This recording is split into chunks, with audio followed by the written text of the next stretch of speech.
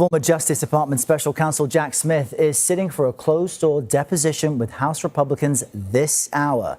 House Judiciary Committee members digging into his investigations into President Trump. Smith arrived on Capitol Hill moments ago, as you see here, and this deposition is part of an ongoing investigation into criminal inquiries of President Trump during the Biden administration. Smith, as you'll remember, led the investigations into Mr. Trump's efforts to overturn his 2020 presidential election and the classified documents at his Mar-a-Lago estate in Palm Beach, Florida. Former Special Counsel Jack Smith has come back into the spotlight, and allow me to say this is precisely the development that had to occur. The House Judiciary Committee had an intention. They aimed to pull him into a private session, maintain all details concealed from the public, anticipating that no one would learn his comments regarding the offenses he charged against Donald Trump. Well, that intention completely failed today. Since Jack Smith provided an introductory statement, and due to some outstanding journalism, we understand precisely what he conveyed to them. You are viewing this analysis here, and we must examine what recently took place during Jack Smith's appearance and its implications for our knowledge of Trump's behavior. I appreciate that you are with me on this. Prior to continuing, ensure you have subscribed. We are striving to reach that 50,000 subscriber goal, and your assistance counts enormously here.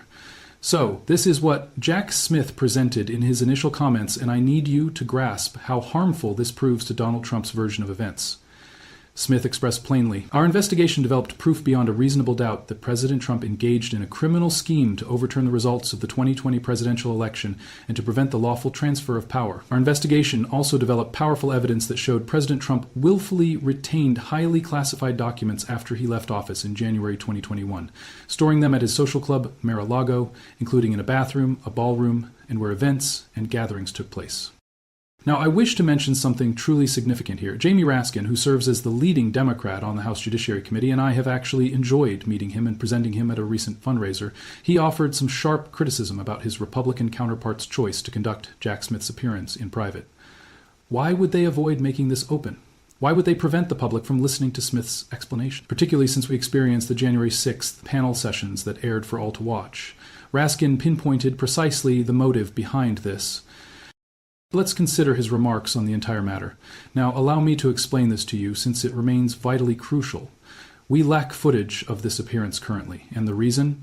Because the MAGA Republicans dominating these panels do not want you, the citizens, to listen straight from Jack Smith. They fear the consequences when citizens receive the complete details. Yet, despite their effort to conceal this in private, information from Jack Smith still emerges, and his message carries great weight. Pay attention to his phrasing.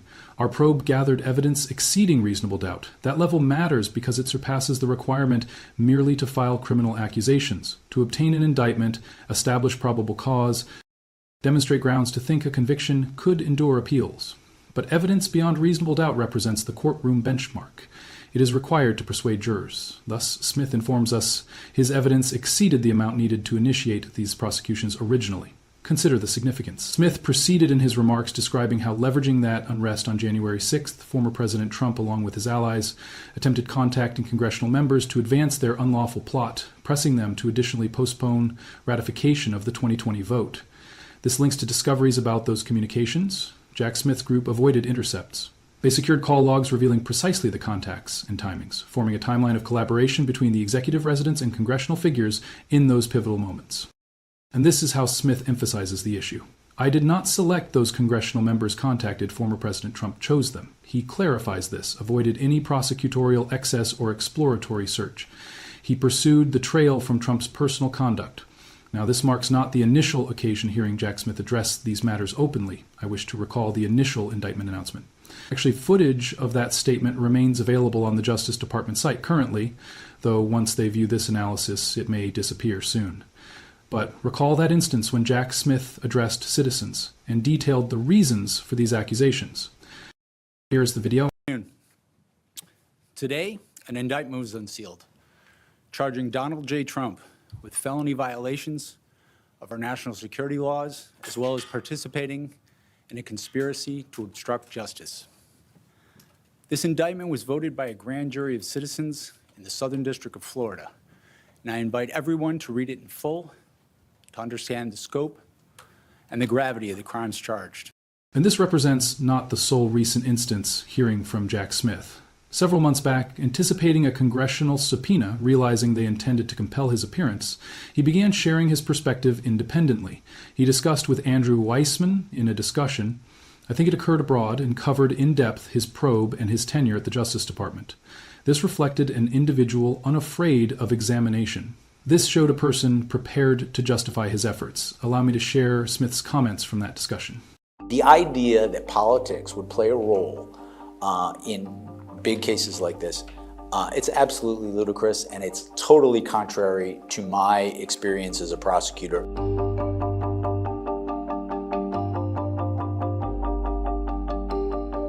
These are team players who don't want anything but to do good in the world. They're not interested in politics, and I get very concerned when I see how easy it is to demonize these people for political ends. But additional details surfaced from Smith's appearance today, and I need you to know every one, since each element counts. Smith declared explicitly the choice to file accusations against former President Trump belonged to me, yet the foundation for those accusations lies completely with former President Trump and his conduct as described in the indictments approved by grand juries across 2 separate jurisdictions, absolving his choice while clarifying absolutely that Trump generated this circumstance via his personal actions. Smith affirmed his investigators uncovered evidence proving beyond reasonable doubt involvement in that unlawful plot, or that supreme evidentiary threshold. Then he mentioned an aspect addressing the core of partisan criticisms toward him. I reached my choices in the probe irrespective of former President Trump's party affiliation, actions, views, or participation in the 2024 presidential race. We proceeded, signifying his investigators acted according to facts and legal demands, the exact principle I absorbed early as a prosecutor. And this segment ought to end the partisan claims. He stated he would reach identical choices if Trump belonged to Democrats or Republicans. This countered directly GOP panel members promoting the idea Smith engaged in partisan retaliation. Look, we continue awaiting a key development. We await Judge Eileen Cannon or the 11th Circuit Court of Appeals issuing Volume 2 of the Jack Smith document, the section on Mar-a-Lago. We received Volume 1 regarding election subversion already, and reviewing that Volume 1 with the January 6th panel document paints a remarkably evident scenario. So why summon Jack Smith for appearance currently? I welcome it, make no mistake, but recognize the reality. Donald Trump seeks Jack Smith's prosecution. He desires his probe for what? For performing his duties, for executing them impartially, for tracing evidence fully. Reflect momentarily, if a Democrat committed even half Trump's actions, merely half prosecution would follow, investigation would occur, and everyone would endorse it since we support legal accountability. What follows now involves dual opposing information efforts unfolding. Jim Jordan and fellow leaders on these MAGA-dominated House panels will attempt shaping perceptions. They will selectively provide chosen details to aligned sources. They will disclose the record eventually, likely timing it for minimal attention. They certainly avoid video release of the appearance. They prohibited broadcasting because, as Jamie Raskin highlighted, they conceal much. That forms one information effort. Yet Jack Smith stands opposite with highly skilled attorneys supporting him. Individuals like Abby Lowe and his entire group will ensure facts emerge. I expect additional open declarations from Smith, further addresses, additional discussions, perhaps even an appearance here. Jack Smith, should you hear this, view it as an invitation extended. I believe viewers would welcome hearing straight from you on these topics. The essence is dual opposing stories competing publicly, but citizens have largely decided much already. They recognize Donald Trump as a convicted criminal. They understand his involvement in questionable dealings currently, and they see his attempts concealing matters from scrutiny. If Republicans believed this appearance would offer ammunition against Smith, if they imagined combining it with staged discussions the Trump team conducts, like that Vanity Fair article with Susie Wiles, or Trump's multiple appearances, or his major address tonight on alleged economic successes and possibly conflict with Venezuela, if they assumed integrating Jack Smith as an antagonist in that story, it totally failed. Since Jack Smith avoids villain status, he serves as a capable, skilled public employee who fulfilled his role unafraid of consequences, without favoritism, tracing facts thoroughly. He embodied the Justice Department during its meaningful era. Recall when the Justice Department upheld principles, when it earned respect for honesty before Trump's influence in Pam Bondi damaged it. Observe the difference evident here. One aspect features Jack Smith, a professional devoted lifelong to legal order, bound by ethical obligations as a court officer. The opposite reveals the Justice Department's current state under Trump's direction. It appears tainted. It seems biased. It functions politically. No statement from that institution merits trust anymore.